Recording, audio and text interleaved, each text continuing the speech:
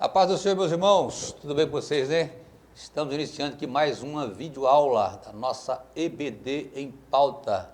Desta feita estaremos estudando aqui a segunda lição desse quarto trimestre de 2025, que tem como tema o corpo, a maravilhosa obra da criação de Deus. Está conosco aqui hoje o pastor Marcos Miranda, que é primeiro tesoureiro do Tempo Central e também é professor na classe Unidos em Cristo. Pastor Marcos. A paz do Senhor, pastor Wallace, e a paz do Senhor a todos os irmãos. Que Deus abençoe de uma forma especial. Muito bem, meus amados irmãos. Se você ainda não abriu a sua lição, e abre aí a lição número 2. O corpo, a maravilhosa obra da criação de Deus. O nosso textuário está registrado no Salmo 139, versículo 4, que diz assim: Eu te louvarei, porque de um modo terrível e tão maravilhoso fui formado. Maravilhosas são as tuas obras, e a minha alma o sabe muito bem. A verdade prática diz assim: a ciência busca desvendar os mistérios do corpo humano, mas o crente descansa em saber que é obra da poderosa e perfeita mão de Deus. A leitura bíblica em classe, pastor Marcos vai ler para nós, está lá no Salmo 139. Salmo 139, e o verso 1 diz assim: Senhor, tu sondaste e me conheceste. Tu conheces o meu assentar e o meu levantar. De longe entendes o meu pensamento. Cerca o meu andar e o meu deitar. E conheces todos os meus caminhos. Sem que haja uma palavra na minha língua, eis que, ó Senhor, tu conheces. Pois puseste o meu interior, entristeceste-me no ventre de minha mãe. Eu te louvarei, porque de um modo terrível e tão maravilhoso fui formado. Maravilhosas são as tuas obras, e a minha alma o sabe muito bem.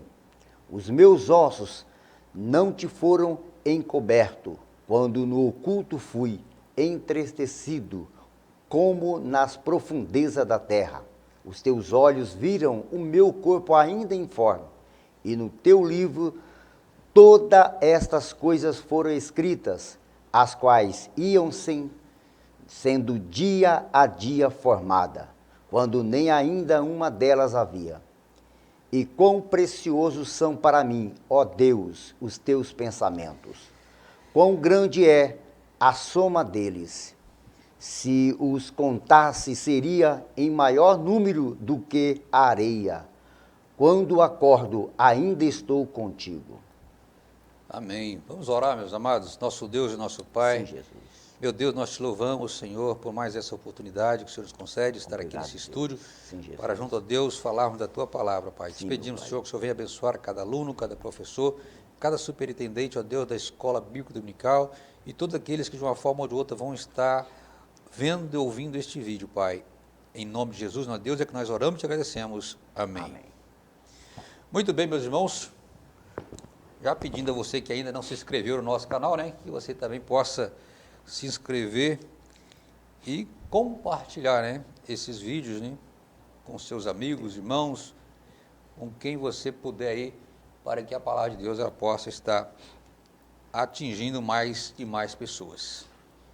Meus queridos irmãos, nós vamos ver, né, estamos vendo já nesse trimestre, que o corpo humano, ele é uma das expressões mais sublime da sabedoria de Deus e do poder criador de Deus, né?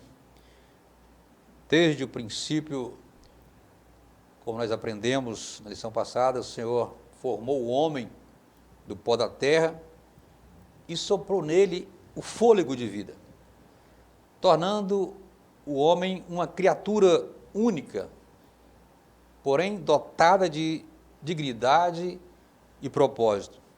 Diferente das demais coisas criadas por Deus, o homem ele foi feito à imagem e à semelhança de Deus, o que confere ao corpo não apenas um valor biológico, mas um significado espiritual também. Cada célula, cada função vital e cada expressão física revelam a glória de Deus. Então, quando nós estudamos a obra do corpo, nós reconheçamos que não somos fruto do acaso. Nós não fomos um acidente de percurso, mas a intenção amorosa de um Deus pessoal que nos fez para a comunhão com Ele e para refletirmos a sua imagem aqui no mundo. Então isso só nos leva a adorar a Deus, a glorificar a Deus, porque nós vemos o quanto Deus, Ele é lindo e maravilhoso, da forma como Ele fez o homem, de tudo isso que envolve a formação do ser humano. Então, o nosso Deus, Ele é maravilhoso. Por isso que o comentarista coloca aqui, né? A maravilhosa obra de Deus, né? E aí nós vemos que nosso primeiro ponto, exatamente esse título. E aqui nós vemos, dentro desse primeiro ponto, o primeiro subtópico que fala do pó da terra, o segundo que fala que Deus é o autor da vida, e o terceiro da individualização, a individualizada formação integral. Nós estaremos então aqui, rapidamente aqui, dando uma comentada sobre esses tópicos aqui, e aí eu já quero pedir ao meu companheiro, o pastor Marco Miranda, para falar para nós alguma coisa sobre esse primeiro tópico aí do pó da terra. Meus queridos, se nós analisarmos esta lição tão preciosa, com uma qualificativa muito grande, onde vai falar do nosso corpo. Do pó da terra, nós sabemos que nós fomos feitos através do pó da terra, como produto dela. O corpo humano, além de grande percentual de água em sua criação, chega a mais de 70% no corpo de uma criança. Em adultos, em torno de 56% de composição de água. Olha que interessante como Deus, Ele é um Deus que sabe trabalhar nos mínimos detalhes quando se fala em corpo humano, quando se fala do pó da terra. Porque do pó da terra Deus formou o ser humano. Se analisarmos, olharmos bem aprofundadamente na Bíblia Sagrada, através da ciência, da inteligência do homem de descobrir as qualificativas do corpo que veio do pó da terra, acerca de uma estrutura muito grande, quando falamos disso, a ciência ela comprova que quanto às células do organismo vivo, a estudiosidade deles entende que é inexplicável como do pó da terra Deus pode criar o ser humano. Mas o interessante é que Deus soprou na narina do homem, depois de feito do pó da terra, e deu fôlego de vida. Se analisarmos aqui, nós vamos ver que há cerca de 37 trilhões de células, além do tecido do órgão que dá o sistema do corpo do ser humano através do pó da terra. Se analisarmos isso, nós vamos ver a grandiosidade de Deus. É por isso que Davi, ele expressa assim, grandiosidade da obra divina, que levou ele até louvar a Deus pelo seu corpo, vendo a potencialidade de Deus, do pó da terra fazer o homem. Se olharmos também, Davi expressa seu deslumbramento de alegria da formação do corpo humano, como Deus é soberano em fazer essas coisas. Se olharmos também para a nossa lição e aprofundarmos mais, nós vamos entender que a ciência, como um todo, ela tenta explicar essa qualificativa do pó da terra, mas eles não conseguem chegar num denominador comum na profundidade, porque o que Deus faz, pastor Wallace, ninguém consegue se explicar. Então Deus é tão precioso. Eles tentam, mas não conseguem. Eles tentam, mas não conseguem explicar. A tônica da nossa lição fala o corpo. Então, se olharmos para isso, nós vamos ver que Deus, Ele é soberano e nos faz entender que Ele, do pó da terra, Ele criou esse ser humano. O corpo humano, além de conter literalmente milhares de sistemas de controle, os mais intrigantes deles são o sistema genético do homem. Se você vê, do pó da terra, Deus faz o homem. E aí há uma explicação, porque nós temos em funcionamento do nosso corpo a água. Nós vemos que temos nosso sistema nervoso, né? o sistema respiratório. Então, se você analisar, você vai ver que é coisa de Deus. O líquido, né, extracelular, que dá a plenitude do fígado, do pâncreas, que regula a centralidade da glicose, né, do homem. Então, tudo isso você vê, é a mão de Deus. Do pó da terra, Deus fazia tudo isso. O homem vê o seu fígado sendo funcionado, você vê o seu pâncreas produzindo insulina para você sobreviver. Olha a grandeza, do pó da terra. Quem pode fazer isso? Somente Deus. Analisando isso, resumindo assim, que a ciência, ela traz algumas visões diferentes, porque eles não entendem. A Bíblia diz que as coisas espirituais são para os espirituais. O Deus que fez o mundo e tudo que nele há, o máximo que a ciência humana pode fazer, as suas investigações, é tentar compreender como do pó da terra Deus fez essa máquina tão poderosa. Se você, resumindo, se você olhar pela ciência, a nossa mente, ela tem uma potencialidade tão grande que a ciência não consegue controlar. Nem o maior computador do mundo, com toda a tecnologia, não chega aos pés da mentalidade de um ser humano quando ele consegue desenvolver. Muito bem, vamos para o segundo tópico aí, onde fala que Deus é o autor da vida. Então, nós aprendemos pela Bíblia, né, que Deus é o autor da vida, foi Ele que deu a vida ao ser humano, fez o homem do pó da terra, soprou nas suas narinas o fôlego de vida. E agora vem a formação de Eva, né? A mãe de todos os viventes. E a gente vai ver que Adão ele foi feito o protótipo da raça humana. Lá em Atos capítulo 17, 26, fala sobre isso. Paulo ele dá uma ênfase, né, exatamente ao corpo, alma e espírito, do modo como Deus criou a humanidade. Então ele fez todas as nações de uma única pessoa, Adão. Todos os seres humanos compartilham a mesma natureza, porque tem um antepassado comum. Esse é um ponto de partida fundamental para se explicar a origem da mulher, que também foi formada de um modo maravilhoso e sobrenatural, mas a partir de uma matéria humana já existente, porque Deus já havia formado Adão. Então Eva é formada de uma matéria já existente, que era Adão. A linguagem hebraica, ela expressa a singularidade do processo da formação da mulher como um corpo distinto em anatomia, fisiologia, genética, que impressionou até o próprio Adão, né? O próprio Adão, quando Deus ele acorda do sono e vê Eva à sua frente, Adão se surpreende, né, com a beleza que estava ali diante dele. E ainda impressiona, né, o homem pela beleza singular da mulher. Todos nós que somos casados, automaticamente um dia nós fomos também atraídos pela beleza de uma mulher. Isso vem desde Adão.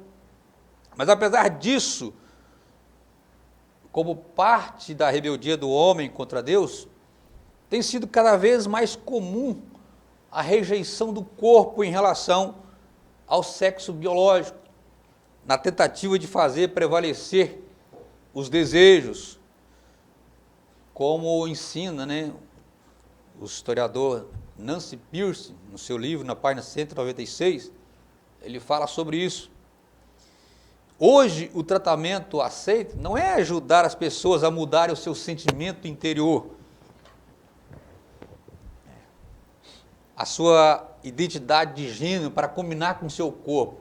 Não é isso que as pessoas estão fazendo hoje. Mas o que se fazem hoje é querer mudar o corpo por meio de hormônios, por meio de cirurgia, para que este venha combinar com os seus sentimentos. E não deveria ser assim.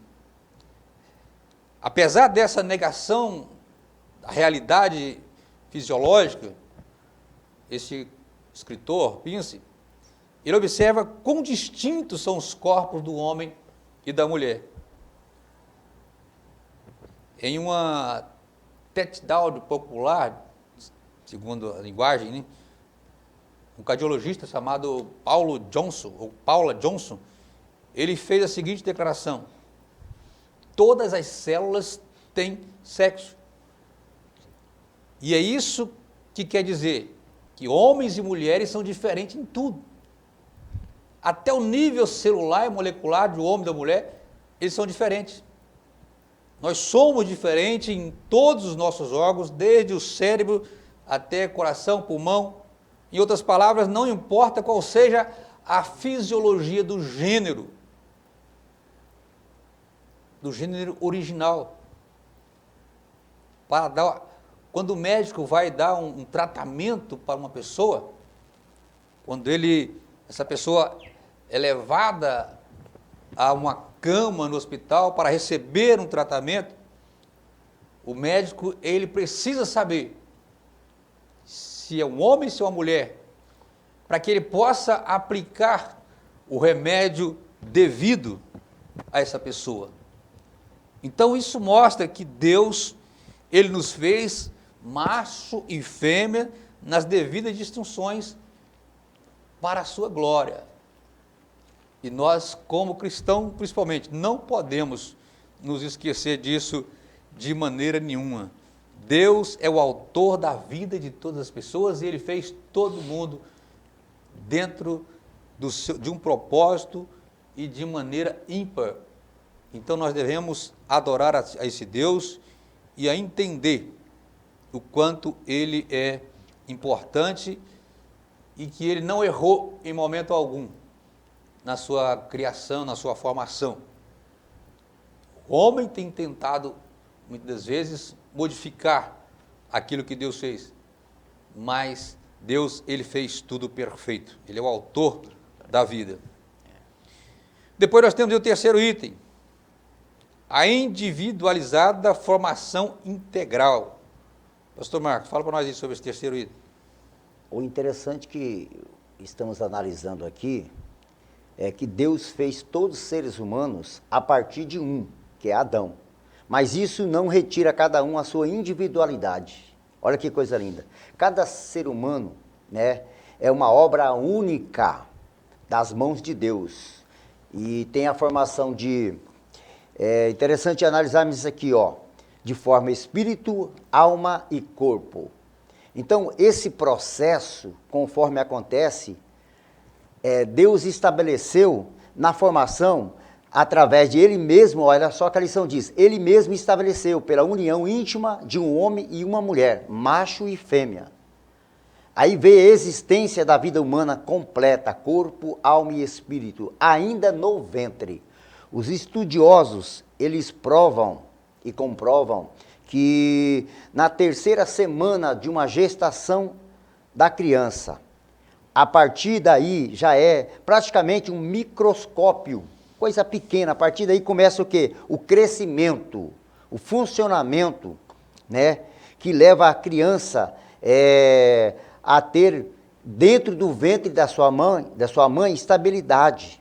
E é capaz de agir, de reagir na terceira semana. Então, por isso que nós abominamos, através da Bíblia, o aborto, né? Reagir, expressar o seu sentimento. O que mostra claramente a existência de um ser completo na formação. Então, Deus já estabeleceu isso, já foi decretado. Os estudiosos, eles provam através dos estudos, na máxima que eles podem, mas a Bíblia já deixa bem claro sobre isso. Em Gênesis, né, mostra claramente a existência de um ser completo em formação. Em Gênesis 25 e 22, nós vamos ver através da Bíblia, que fala da luta de Esaú e Jacó, antes do nascimento. A mãe estava em gestação, né? A gente já vê ali aquela briga dos dois ali. Outra, ilustrações bíblicas também vamos ver, João Batista sendo cheio do Espírito Santo ainda no ventre. Então, a Bíblia prova isso. Então devemos entender que quando, olha, Maria, quando chegou à casa da prima Isabel, saudou a criancinha, saltou em seu ventre de alegria, se cumprimentando. Então, isso tudo nos mostra a grandeza de Deus, a formação integral do ser humano. Tudo que Deus faz é perfeito. Deus não age por um acaso, né? Agora, infelizmente, essa realidade biológica e espiritual revela a perversidade e a gravidade do aborto. E é por isso que nós o condenamos. Porque é uma perversidade da mente humana para combater aquilo que Deus planejou com muita sabedoria, pastor Wallace. Então a gente vê aqui que os comentaristas, ele frisa muito bem o quão é importante, né, esse momento da gestação, né, quando uma criança já está sendo formada. O quão terrível é um aborto, alguém que tenha coragem de fazer isso, é uma coisa abominável, que Deus abomina, com certeza. E da importância que tem dos pais terem um cuidado especial a partir desse momento da gestação. Não é que você vai começar a cuidar do seu filho depois que nascer, mas é um cuidado que os pais já precisam de ter ainda lá na gestação da criança. É uma responsabilidade que Deus dá aos pais. Então, precisa dar esse valor da gestação, da santidade da vida, desde a concepção. E a gente vê isso aqui, o refletido cuidado, amor de Deus e também dos pais que vão procurar cuidar, fazer de tudo para que venha uma criança saudável. Então, resumindo isso, ter filhos não é apenas biologia, mas é a cooperação com Deus. Gestar não é apenas um processo físico, mas é cuidar de uma vida santa. Educar não é apenas socialização, mas é formar herdeiros do reino de Deus.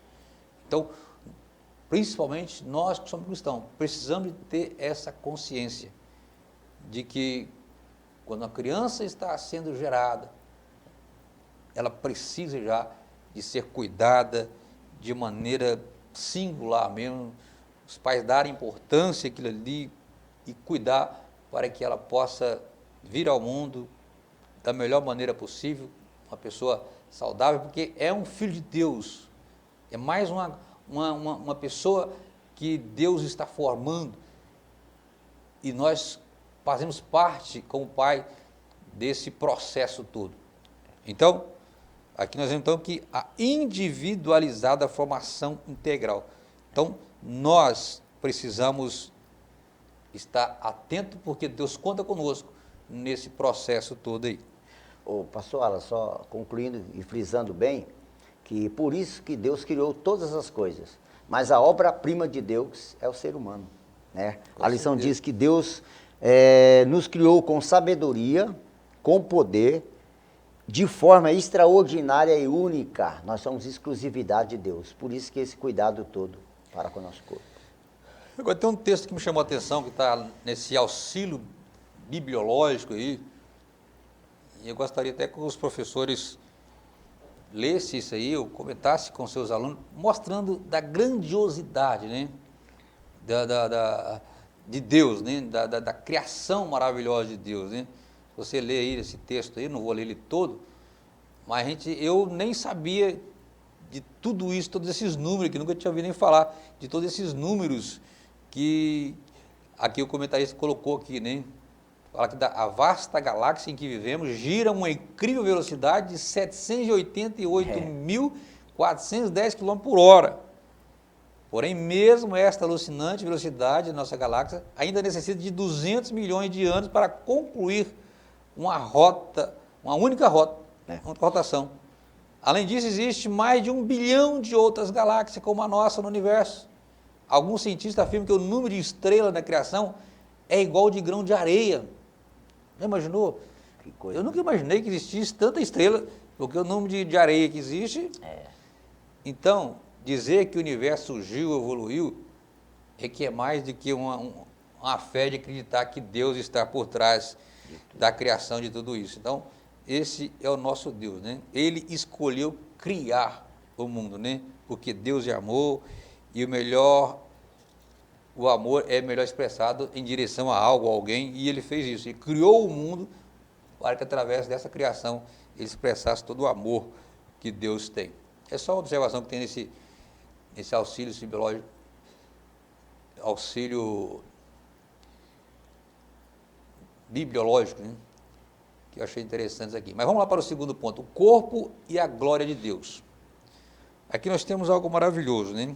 O divino tecelão, né? A gente vê que o salmista Davi, com uma sensibilidade poética, inspirada pelo Espírito Santo, com toda certeza, nos apresenta aqui uma imagem das mais belas das Escrituras, né? Ao descrever a formação do ser humano. Ele descreve Deus como um tecelão divino, né? E ele diz, né, lá no Salmo 139, né?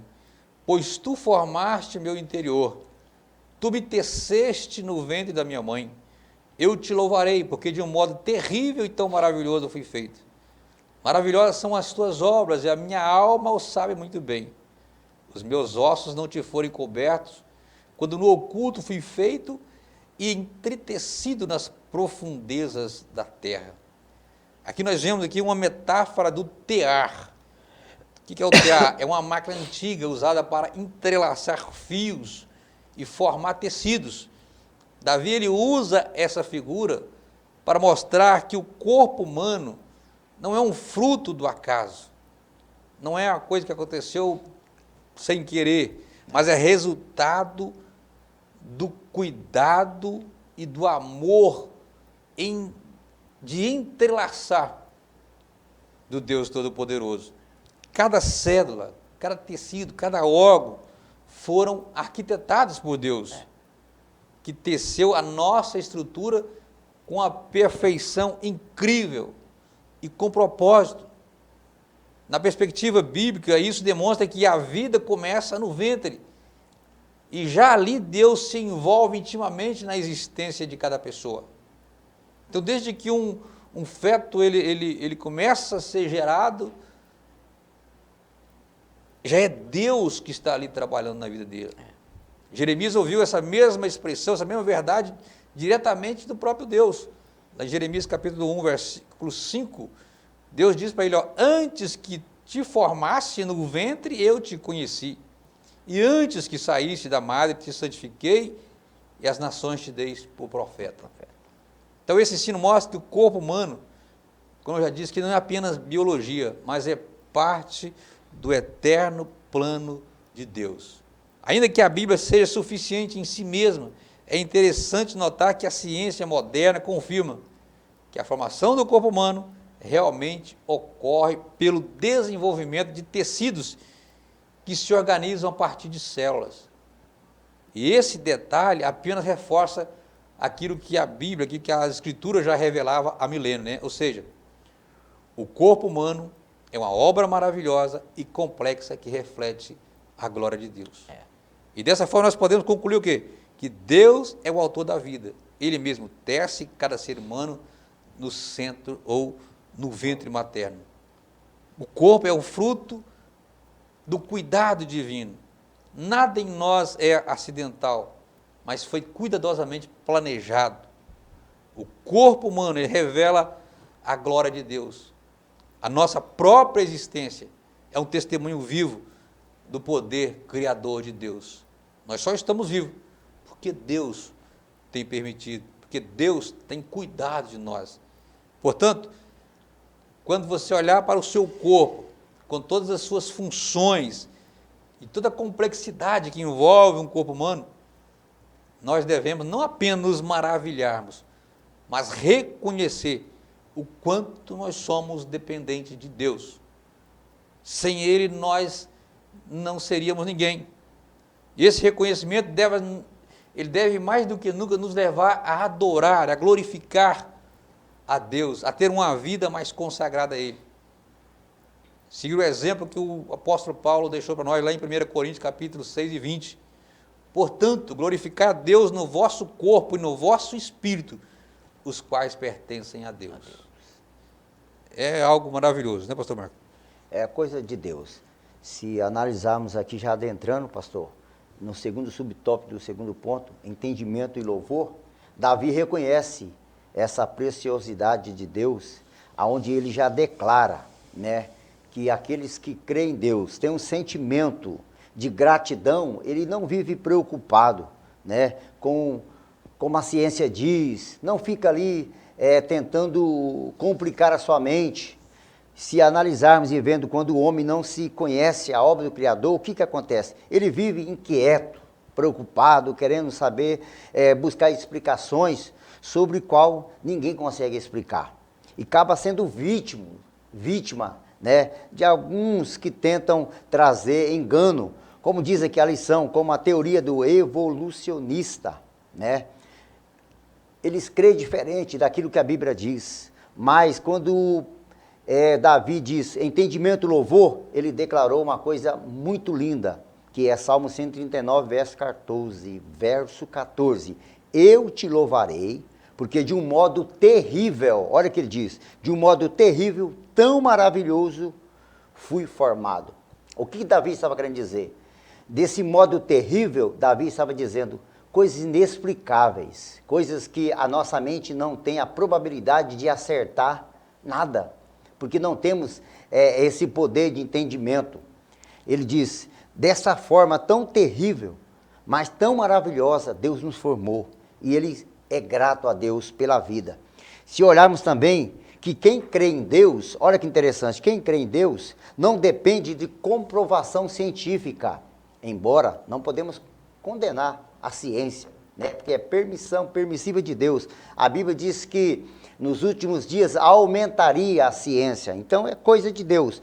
Mas quem crê em Deus não depende de comprovação científica, porque já tem o seu coração grato a Deus, já sabe da realidade de acreditar no poder espetacular de Deus, e não tem dúvida no seu coração, e é cheio de gratidão pela vida. Então, deixo um conselho a todos que estão nos assistindo, nos vendo, e também passar para nossas classes. Peça a todos que seja mais grato a Deus pelo corpo que tem. Devemos buscar melhoria, sim, buscar a proximidade entre o seu corpo físico, entre a sua alma e o seu espírito, cuidar da beleza, cuidar da aparência, tudo isso não é pecado, não há erro nisso, não pode ir para o extremo, que vai ser o próximo ponto, mas devemos cuidar, mas não se esquecer que nós somos a obra-prima de Deus e devemos louvar a Ele e ser grato a Ele pelo corpo que nós temos, pela vida que nós temos. E para terminar aqui, pastor Wallace, tem uma coisa interessante, que aqueles que têm defeito no seu corpo físico, às vezes não tem um corpo que desejaria, às vezes não consegue andar porque não tem uma perna, não tem um olho, não tem algo do seu corpo que venha complementar, né, o ser humano na perfeição, mas um dia vai ser perfeito, porque a Bíblia diz que quando nós adentrarmos no céu, receberemos um novo corpo, né, receberemos um novo nome, e esse corpo mortal será revestido da imortalidade, e esse corpo corruptível, né, será revestido da incorruptibilidade, quer dizer, teremos um novo corpo transformado. Deus é perfeito, Ele não faz nada imperfeito. Se aqui não temos um corpo perfeito, um dia teremos, porque Deus não trabalha com a nossa lógica, mas Ele trabalha com o seu direcionamento. Muito bem, o pastor Marcos já comentou aí o segundo tópico, né, entendimento e louvor. Vamos para o terceiro tópico, que é os perigos dos extremos, né? O pastor Marcos já disse alguma coisa aqui, né? E a gente vê que ao longo da história da humanidade, aliás, ao longo da história, né, a humanidade ela oscilou entre dois extremos no entendimento do corpo humano.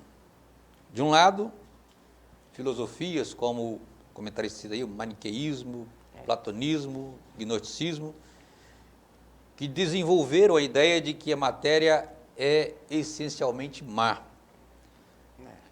levando aí a negação do corpo. Para esse sistema, esses pensamentos que nós temos aqui, a alma era valorizada, enquanto o corpo era desprezado ou até mesmo castigado. Esse erro espiritual está em oposição à revelação bíblica, que mostra que Deus criou o corpo como coisa boa, como uma obra boa e digno de cuidado e de honra. Por outro lado, está a supervalorização da aparência e do corpo. Isso já vem desde a antiguidade, como na Grécia, por exemplo, que as pessoas já supervalorizavam a aparência, né? E hoje não é muito diferente. Aliás, talvez até mais, né? As pessoas estão supervalorizando a aparência, o corpo físico. E como o pastor Marcos já disse que não é pecado você cuidar do seu corpo. A Bíblia nos chama a cuidar do corpo, mas nunca coloca o corpo acima da alma e do espírito. Hoje, a sociedade, ela enfatiza exageradamente a aparência física e muitas vezes criando padrões que distorcem o valor real do ser humano. Alguns exemplos práticos dessa supervalorização inclui obsessão com redes sociais, que aí entra o culto às selfies, né? Os likes, seguidores muitas vezes transformam a vida em um palco de autopromoção, desviando a atenção de Deus e das relações reais. Temos também o excesso em cuidados estéticos, né?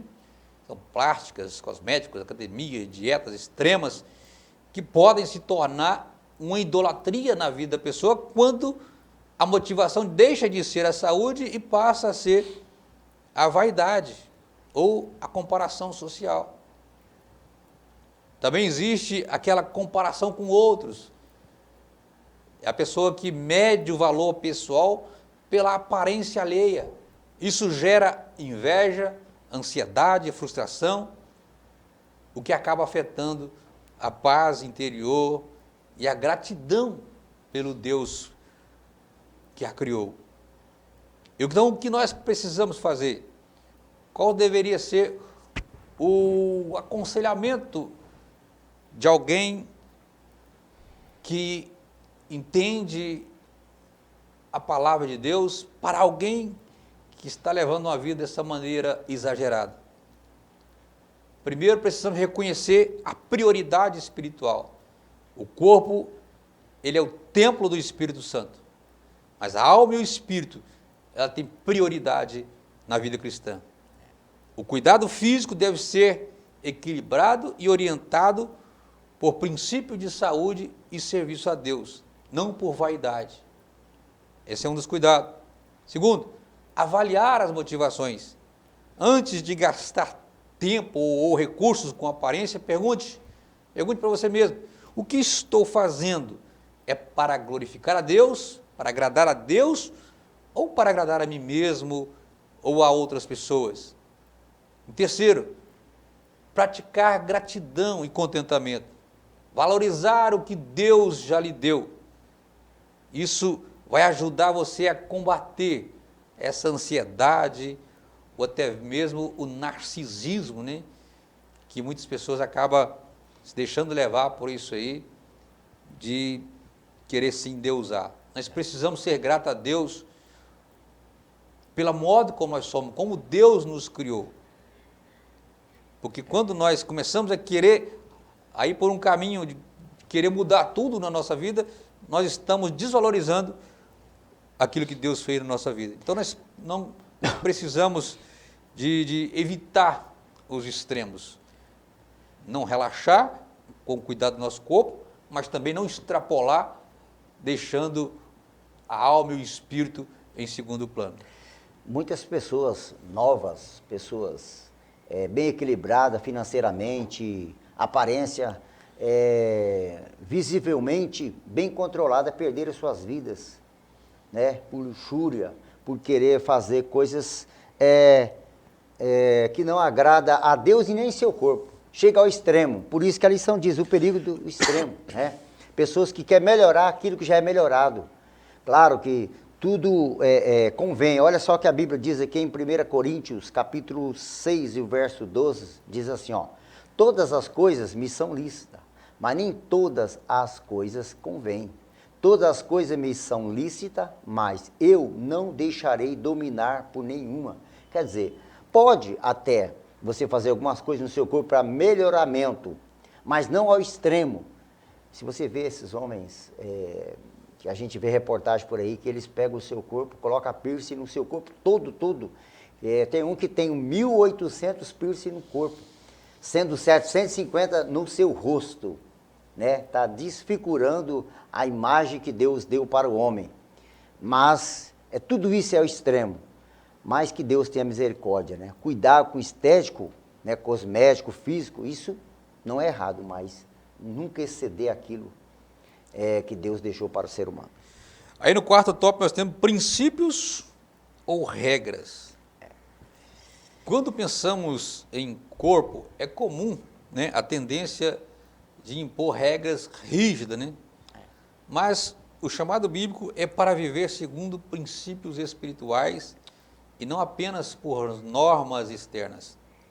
O princípio central é claro: tudo deve ser feito para a glória de Deus.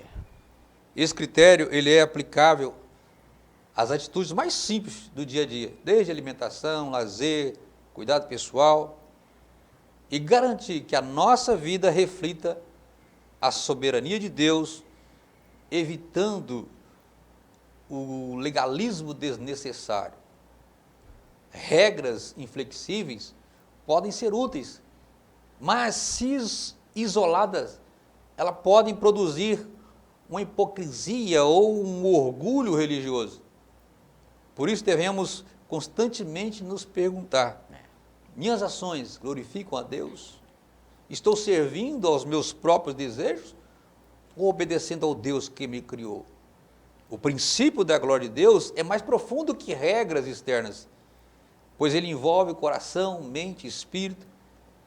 Ele nos guia a um equilíbrio do corpo, mantendo-o saudável, honrando e santo, mas sempre subordinado à vida espiritual e à vontade divina. Então precisamos ter cuidado com certas regras, principalmente no contexto cristão. A gente não vai aprofundar nisso aqui, mas muitas das vezes nos sentimos tentados a criar normas externas estritas para regular o corpo, desde alimentação, hábitos de lazer, certa atividade física, acreditando que o cumprimento dessas regras nos torna mais santo e agradável. Então nós precisamos evitar os extremos também nisso aí. Exemplos práticos: alguns cristãos podem se sentir obrigados a seguir dietas muito restritivas, né? Achando que o jejum e a abstinência de certo alimento automaticamente demonstram maior santidade. E às vezes a pessoa não pode, até algum problema físico, de saúde, que ela não pode se abster de certos alimentos, mas por orientação de alguém, querendo talvez passar uma santidade exagerada, essa pessoa acaba obedecendo uma regra como essa e trazendo consequências graves para o seu corpo.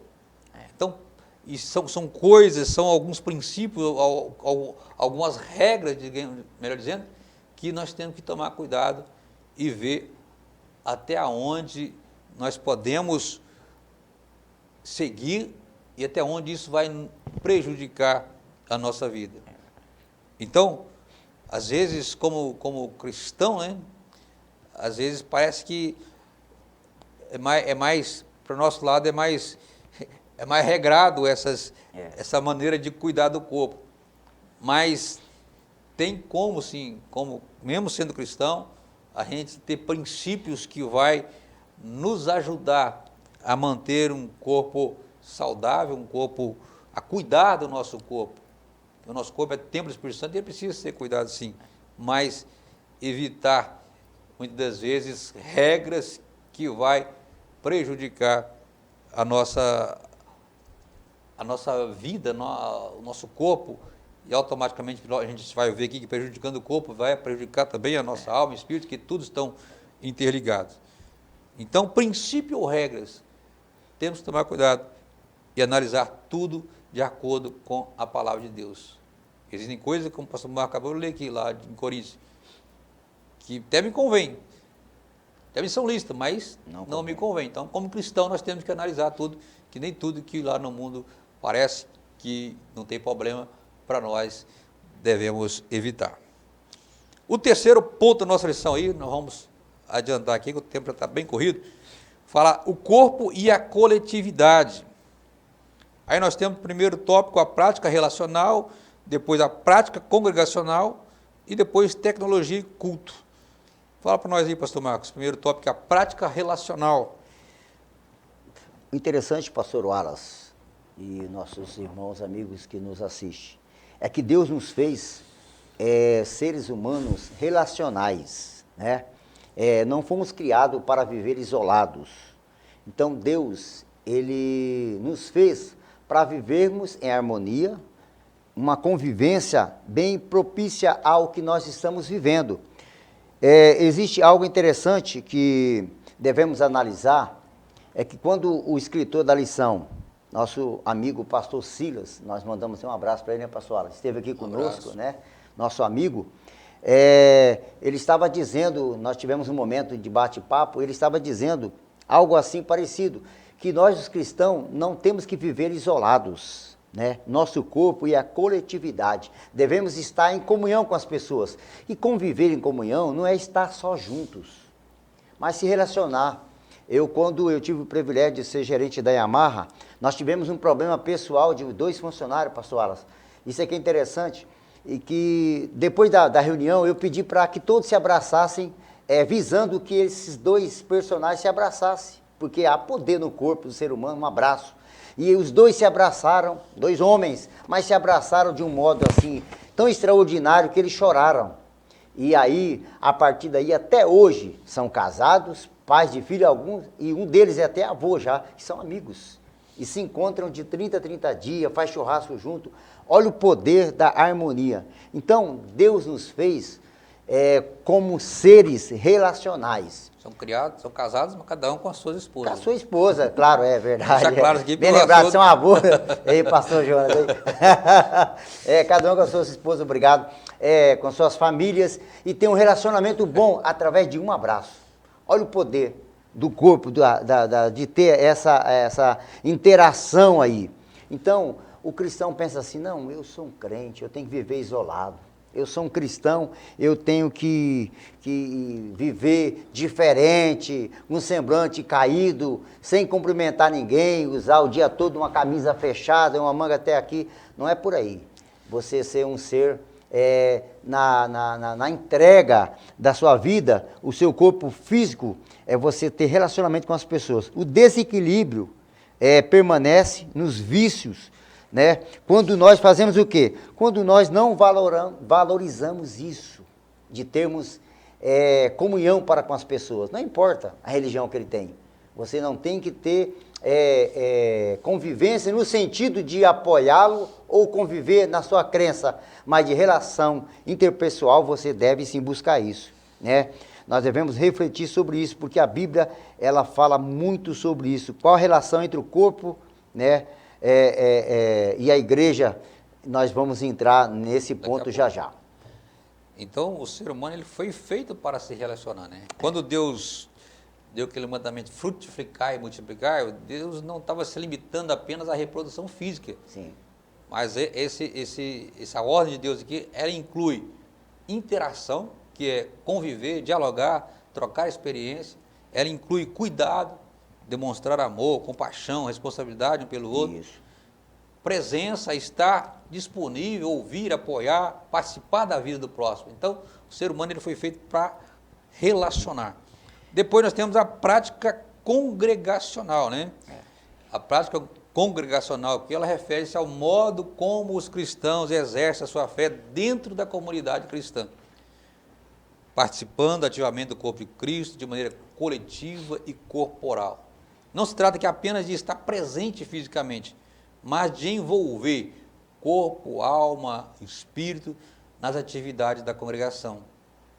As principais características dessa prática congregacional, podemos dizer que é uma participação ativa, incluir-se nos cultos, nas orações, nos cânticos, nas ministrações, nos atos de adoração, comunhão interpessoal, ou seja, estimular e ensinar os outros membros da igreja, adoração coletiva, que é o que? O corpo participa como um instrumento de louvor e celebração ao Senhor, refletindo que a unidade do Espírito. Também disciplina e edificação mútua faz parte dessa prática congregacional, né? Ela exige presença regular, compromisso, disciplina, evitando assim o isolamento espiritual.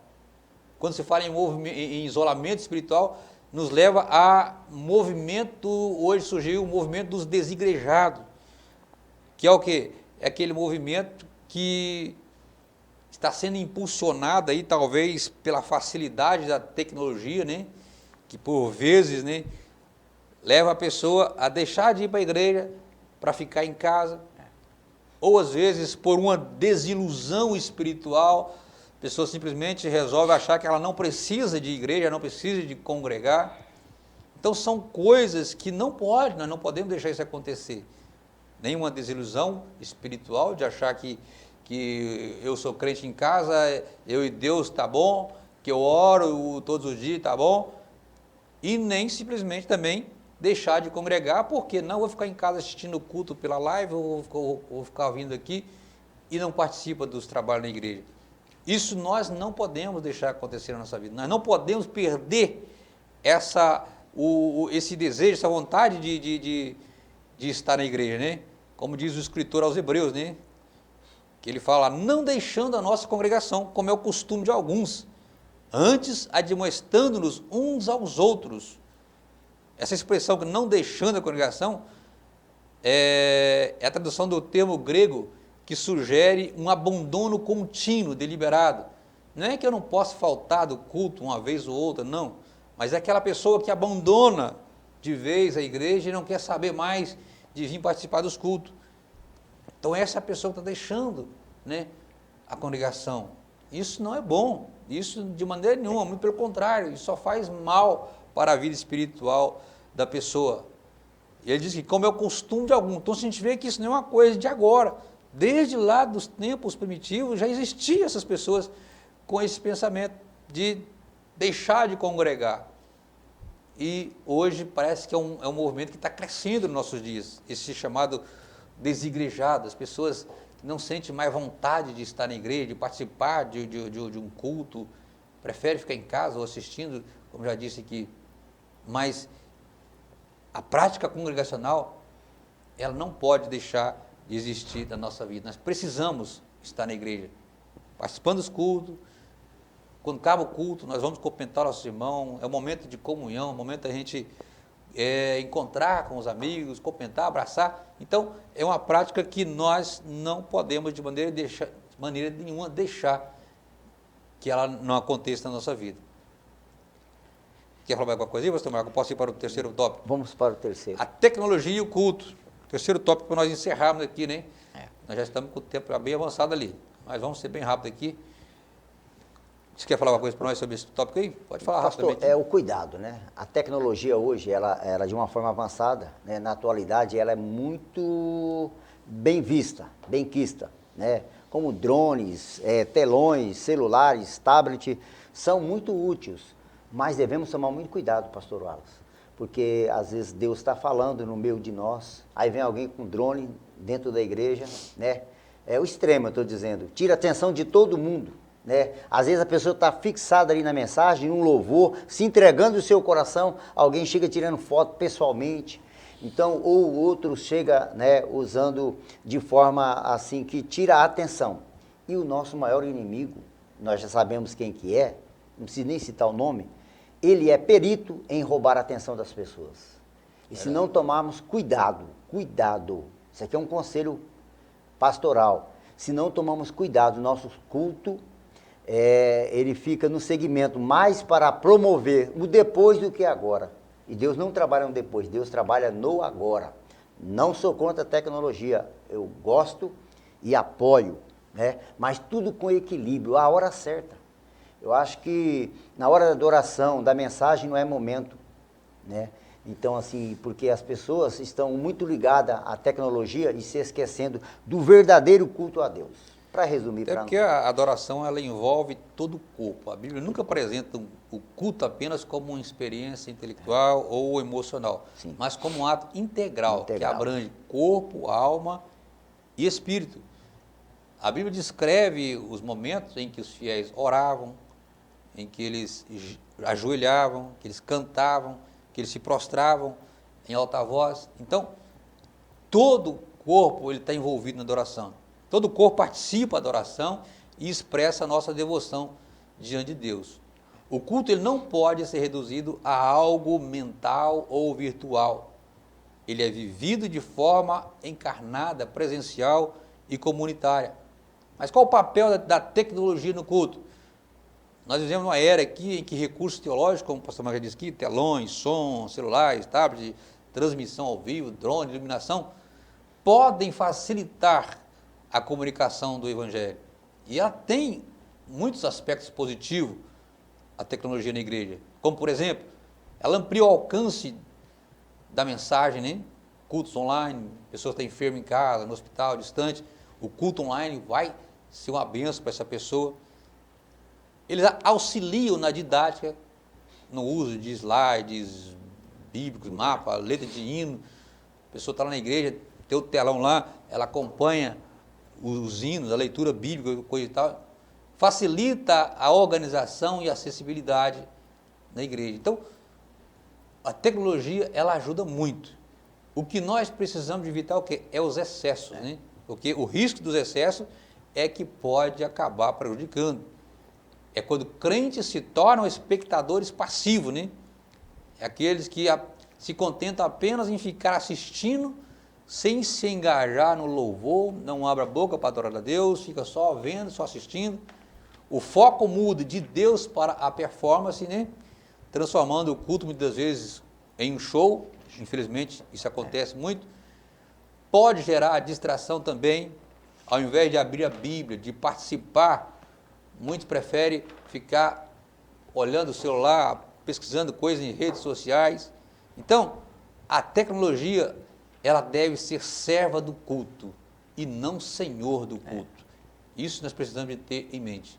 A tecnologia, ela deve ser serva do culto, mas não o senhor do culto. Infelizmente, em alguns lugares, ela está se tornando senhor do culto e Deus, com certeza, não se agrada disso. Pastor Marcos, nós chegamos aqui na conclusão. Antes de eu ler a conclusão, quero deixar com o senhor para você dar suas considerações e nós estamos encerrando a nossa aula.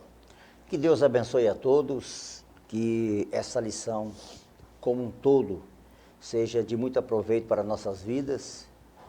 Em foco agora essa lição, que Deus venha nos orientar a ter um relacionamento melhor com o nosso corpo, porque sabemos que tudo veio de Deus e Deus, Ele prima a nossa vida como prioridade para o seu reino. Que tenhamos cuidado do nosso corpo físico, da nossa alma, da nossa mente, do nosso coração, entendendo que o nosso corpo, né, corpo, alma e espírito tem que estar em sintonia para que haja uma presença real de Deus em nossas vidas, alegria permanente. Deus abençoe a todos no precioso nome de Jesus. Deus abençoe o pastor Marcos. Só lendo aqui a conclusão, já estamos orando. A verdadeira adoração ao Criador abrange a integralidade do nosso ser, o que inclui todo o nosso corpo. Reconhecer-se como obra das mãos de Deus leva-nos a render a sua soberania e permanecer confiando em seu eterno poder. Que saibamos possuir nosso corpo em santificação e honra. Que Deus abençoe, meus amados irmãos, que você possa ter uma excelente aula nesse próximo domingo, que a sua classe, a sua igreja possa ser edificada com a palavra do Senhor. Que Deus abençoe a todos, fiquem todos na paz do Senhor e até uma próxima oportunidade. Amém? Amém.